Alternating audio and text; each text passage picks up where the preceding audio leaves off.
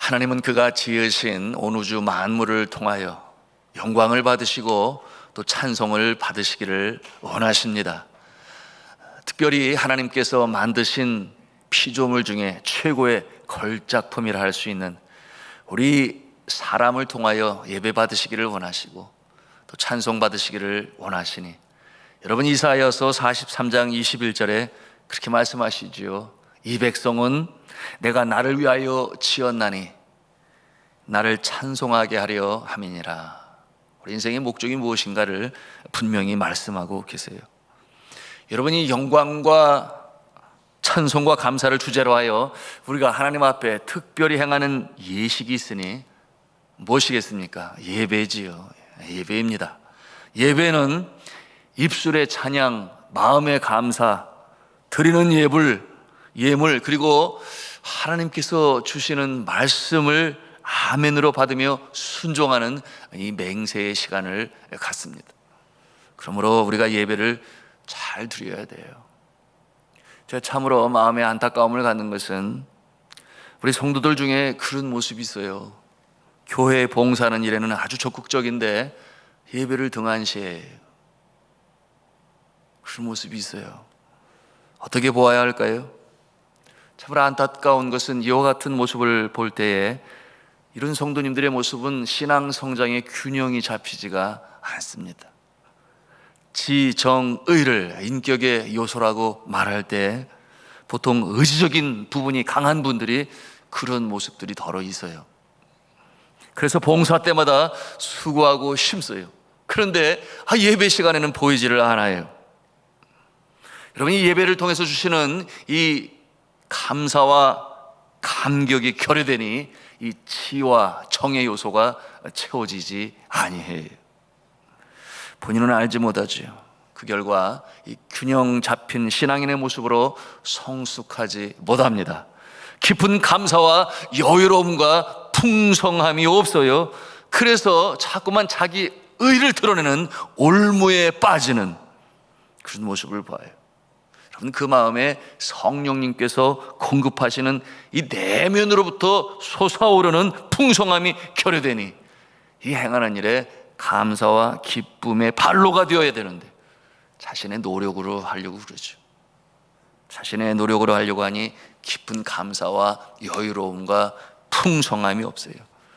그래서 자꾸만 자기의 의를, 사람의 인정을 이와 같은 올무에 얽매입니다. 여러분, 사람의 칭찬과 인정이 없다고 여기게 되면 어떻게 되겠어요? 점점 말라가는 거죠. 빼빼 말라갑니다. 감사와 감격이 메말라가요. 여러분, 우리 하나님께서는 우리에게 양손과 발을 주셨습니다. 은사도 재능도 주셨습니다. 힘으로 사용할 수 있어요. 그러나 우리 하나님께서 원하시는 것은 행하는 모든 일 가운데 이 주의 풍성하심으로, 주의 능력으로 행하기를 원하십니다. 무슨 말씀이겠어요? 참 포도나무와 가지와의 관계, 그 풍성한 관계로 주의 일도 감당하기를 원하십니다. 나는 참 포도나무요, 내 아버지는 농부라 그랬지요. 그리고 이어하시는 말씀이 나는 포도나무요, 너희는 가지라. 그가 내 안에, 내가 그 안에 거하면 사람이 열매를 많이 맺나니 나를 떠나서는 너희가 아무것도 할 수 없습니다. 이 풍성한 이 주님과 나와의 관계성은 신앙에 있어서 가장 으뜸이 되는 본질이에요. 하나님과 나와의 관계가 얼마나 풍성한가. 이것 없이 행하는 모든 행위는 그렇게 메말라갈 수 있고 가난해질 수밖에 없는 것이죠. 이 새벽에도 마찬가지입니다. 주님께서 기뻐하시지요. 주를 사랑하는 마음으로 주님 앞에 새벽에 첫 시간을 드리니 주께서 감사하시죠. 여러분은 이 참 포도나무 대신 예수 그리스도께 붙어있는 가지가 되셔서 이 풍성함으로 감사와 감격이 이 새벽 첫 시간부터 여러분의 가슴을 가득 채울 수 있기를 주님의 이름으로 축복합니다. 이 모습으로 살아가는 것이. 그러므로 내가 주 안에, 주가 내 안에 있으므로 그것이 감사가 되고 기쁨이 되고 확신이 되고 능력이 되어서 기뻐하고 감사하는 삶. 우리가 매일매일같이 그와 같은 모습으로 살아갈 수 있다면 그와 같은 자의 삶은 늘 풍성함 속에 영원히 멈추지 않는 샘솟는 샘물과 같은 능력으로 살아가는 것이죠.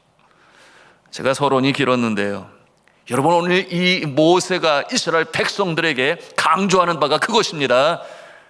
하나님과 동행하라, 주 안에 거하라, 그의 풍성하심 속에 거하라. 너의 능력으로 하려고 애쓰고 노력하고 힘써 마침내 그 자리의 중심에 있어야 할 하나님을 배제해버리는, 하나님을 잊어버리는 그와 같은 존재가 되지 말아라. 여러분, 그 모습은 어떤 모습이에요? 여러분이 사랑하는 부모님이 저기 고향에 계시죠? 저 멀리 고향집에 계신 이 부모님의 모습이 아니라 누가? 우리 하나님께서 바로 지금 내 곁에 나와 함께 동행하시며 능력 주시며 보호하시고 갈 길을 인도하시는 하나님이심을 결코 잊지 마라. 잊지 마라. 그 안에 거하라 하시는 것이 그 길이 살 길이요, 그 길이 복된 길이요, 풍성한 생명의 길이라고 하는 것을 이 신명기를 통해서 누누이 말씀하는 것입니다. 여러분, 이제 이스라엘 백성들은 곧 광야 시대를 마치고 요단강을 건너 약속의 땅 가나안 땅으로 들어갑니다. 젖과 꿀이 흐르는 땅이라고 그랬어요. 얼마나 행복할까요? 광야야 비교할 수가 없지요. 채소를 기를 수 있습니다. 양과 염소를 키울 수 있습니다. 당도 높은 과일도 먹을 수 있어요. 광야에서는 그런 모습이 없었지요. 그러니 그 삶은 풍성해질 것입니다. 그런데 이러한 상황 가운데서 잊지 말아야 할 것이 무엇이겠습니까? 주를 잊지 말아야지요. 감사하는 마음을 잊지 말아야 하겠지요. 하나님과의 관계를 잊지 말아야 하겠지요. 여전히 그 풍요로운 상황과 환경의 중심에 누가 있는가 하는 것을 잊지 말아라. 그 환경을 제공하시는 분은 안 보이고 그저 그 풍요한 환경과 상황과 그 물질만 눈에 보인다면, 여러분, 그 모습은 어떤 모습이에요? 마치 한 아이가 마음에 기대하고 바라는 선물이 있어요. 그리고 때때로는 아빠한테 아빠 나 그거 사주면 안 돼? 그렇게 요청을 하기도 해요. 그러더니 어느 날 아빠가 퇴근하는 길에 그 자녀가 그처럼 원하는 선물을 사들고 들어와서 주게 되었는데, 그것을 받은 이 자녀는 눈이 반짝반짝이죠. 너무 기쁘죠. 신나죠. 그것을 신기하게 바라보고 이리저리 보고 기뻐하고 가지고 놀다가 집 안으로 들어가지요. 그러고서는 아버지는 안중에도 없어요. 그 물건에 그냥 푹 빠져 있는 거예요. 정작 그 선물을 준 아버지에게 감사하는 마음을 가져야 되는데 어린아이들은 잘 그걸 못해요. 우리의 신앙이 있어서도 어린아이와 같은 모습으로 신앙생활하는 모습이 바로 그와 같은 모습이니, 모세가 너무나 잘 알잖아요. 누구를? 이스라엘 백성들을. 광야에서 경험했잖아요. 일이 잘 안 돼가면은 원망하고 불평하고 왜 우리를 저 애굽 땅에서 끌어냈냐고 말이나 돼. 불평 불만이 그치지를 아니하고 그들을 건져내신 하나님을 잊어버리고, 그런가 하면은 먹는 것이 시원찮다고 불평을 하니 모세가 하나님 앞에 간절히 기도하여 매출하게, 그죠? 이 단백질을 공급받고, 그런가 하면은 그곳에서 채소를 제대로 먹지 못하니 그와 같은 성분을 가지고 있는 만나를 매일같이 하나님께서 내려주시니 그것을 먹으면서 광야 생활을 지나게 되었습니다. 여러분, 그와 같은 이 광야 40년의 과정을 통해서 하나님께서 무엇을 가르치시고자 하셨던 것입니까? 하나님께서 그 광야 가운데 가르치시기를 원하셨던 것은 하나님께서 하신다. 하나님께서 먹이시고 하나님께서 입히시고 하나님께서 책임지시고 하나님께서 인도하시고 100%다 하나님이 하신다. 그러니 전적으로 하나님을 의지해라. 그 같은 내용으로 훈련을 시키신 것이죠. 그러므로 주시는 교훈이 8장 3절 중반부에 있어요. 뭐라고 그랬는가? 유명한 말씀이죠. 사람이 떡으로만 사는 것이 아니라 여호와의 입으로 나오는 모든 말씀으로 사는 줄을 내가 알게 하려 하심이라. 여러분, 그 광야에서 만나를 주시는 것이 하나님의 말씀과 무슨 상관이 있는가? 뭐 이렇게 생각할지 모르겠습니다만, 여러분, 하나님의 말씀이 아니고서는 이 세상이 만들어지지도 아니했어요.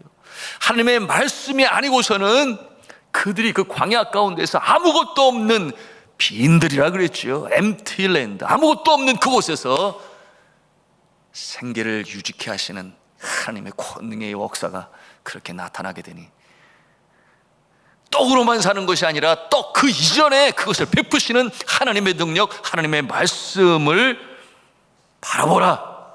그 떡만 바라보지 말고 하나님을 바라보라. 그거든요. 또한 16절에는 그 과정의 훈련 과정이었음을 말씀하고 있는데, 여러분 16절 말씀 같이 읽도록 하겠습니다. 시작. 내 조상들도 알지 못하던 만나를 광야에서 내게 먹이셨나니 이는 다 너를 낮추시며 너를 시험하사 마침내 너에게 복을 주려 하심이었느니라. 아멘. 자, 하나님께서 시험도 주시지만 결과는 복을 주시기 위하여 하나님께서 이와 같은 과정으로 주셨다. 자, 성도 여러분, 오늘의 이 말씀을 우리의 삶에 어떻게 적용할 수 있을까요? 우리가 함께 생각하기를 원하는데요, 여러분, 그것은 바로 감사를 잃지 아니하는 것입니다. 하나님께서 주셨다, 하나님께서 행하셨다, 이런 감사가 늘 우리 마음에 있어야 하는 것입니다. 제가 저희 인생을 돌아보니 언제 가장 배가 고팠었나 이렇게 한번 생각을 해보니, 제가 군에서 특별히 훈련소 생활을 할 때 제일 배고픔을 경험했던 것 같아요. 훈련소에서 밥을 조금 주는 것도 아니에요. 많이 줘요. 밥을 많이 줍니다. 그래서 많이 먹어요. 그런데 문제는 금방 배가 고파요. 예. 여러분, 그 훈련의 과정이 혹독한 훈련의 과정이니 신체적인 활동을 해야 되니까, 그렇잖아요. 많은 에너지와 칼로리가 필요하겠지요. 더군다나 제가 1월 5일 군번이거든요. 근데 그것도 추위가 심한 양평에서 했거든요. 보통 추위가 아니었는데, 그러니 이 에너지와 칼로리가 더 빨리 소모되겠지. 그러니까 아침과 점심 사이, 그리고 특별히 점심과 저녁 사이, 이 해가 넘어가기 시작하면 추위와 더불어 이 배고픔 말도 못해. 그런데 간식이 없어요. 그러니 배식을 받으면 그 밥을 놓고 하나님 감사합니다, 그때처럼 기도가 짧은 적이 별로 없어요. 그러고서는 뚝딱 그야말로 마파람에 개는 감추듯이 그렇게 밥을 먹었는데요. 네. 하여튼 그때 그렇게 배가 고팠습니다. 그래서 훈련을 받다 보면은 훈련에 집중해야 되는데 짠밥 냄새가 그리운 거예요. 밥 때만 생각을 하는 거예요. 그럼 되겠습니까? 그러면 아니 되지. 여러분, 그런데 요즘에 제가 더욱 느끼는 게, 산의 진미가 눈앞에 있어도 그렇게 감사한 마음이 별로 없어요. 그래서 왜 이러지? 이런 생각을 갖는데요, 제가 네팔에서 고국의 부름을 받아 들어왔을 때만 해도 얼마나 맛있는지. 여하튼 대신방 할 때 우리 선교 목사님이 밀어놓는 거는 제가 다 먹었잖아요. 그래서 오랜만에 고국에 들어온 제 아내가 저를 보더니 뒷걸음질 쳤어요. 당신네 남편 아니라고. 턱이 두턱이 돼가지고 이렇게 그렇게 살이 쪄가지고. 여하튼 그거 같은 식으로 가졌는데, 그런데 지금은 뭐 체중이 정상으로 돌아왔습니다만은, 그래서 생각을 해보는 거예요. 이 산의 진미가 쌓여 있는데도 왜 이렇게 감사하는 마음이 별로 없을까? 세상 말로 그 말 아니에요? 배에 기름이 껴가지고. 배에 기름이 껴서. 여러분, 누구나가 다 식사 전 기도는 하지요. 감사합니다, 이렇게 먹을 양식을 주셔서. 그러나 식사 후 기도를 하는 사람은 얼마나 있을까요? 배가 불러서 감사 기도를 드리지 않는 것일까요? 여러분, 미국의 청교도 여러분 아실 거예요. 신앙의 자유를 찾아 그 땅으로 갔었던 믿음의 조상들은 검소하게도 살았지만 먹을 것 앞에서 기도를 하고 또 먹고 난 다음에 꼭 식후 감사 기도를 드렸어요. 여러분, 무엇을 상징하는 것입니까? 모세가 염려를 해요. 너무나 잘 알아요. 여러분, 17절과 18절 말씀을 같이 읽겠습니다. 시작. 그러나 내가 마음에 이르기를 내 능력과 내 손의 힘으로 내가 이 재물을 얻었다 말할 것이라. 내 하나님 여호와를 기억하라. 그가 내게 재물을 얻을 능력을 주셨음이라. 이같이 하심은 내 조상들에게 맹세하신 언약을 오늘과 같이 이루려 하심이니라. 아멘. 풍요 속에 주를 향한 감사가 넘쳐야 하는데 풍요 속에 주를 잊어버리고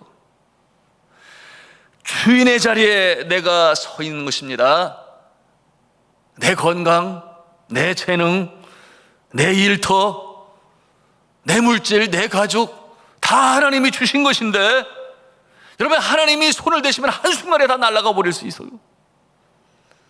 그런데 감사를 잃어버리는 그와 같은 모습을 이 모세는 미리 보고 있는 것이에요. 왜냐하면 광야에서 너무나 잘 알아보았으니 그 풍요로움 속에서 과연 감사했을 것인가. 여호와를 잊지 않고 가지의 모습으로 그 나무에 붙어있는 그 모습으로 살아갈 것인가. 그것이 염려가 되니 이처럼 말씀으로 주시는데 이것이 유언이에요. 유언. 왜냐하면 가나안 땅에 함께 들어갈 수 없으니 이제 내가 너희와 헤어지게 될 것인데 그런 모습을 미리 보게 되니 이 모세가 안타까운 마음으로 계속해서 반복하셔서 하시는 말씀이 유언의 말씀이요 설교가 되는 것입니다. 그런 말씀을 정리합니다. 우리가 식전 기도는 잘 드려요. 그러나 식후 기도를 드릴 수 있어야 돼요. 여러분, 등 따스고 배부를 때 우리는 그 감사를 잃어버리게 되니 그 순간은 견딜지 모르겠어요.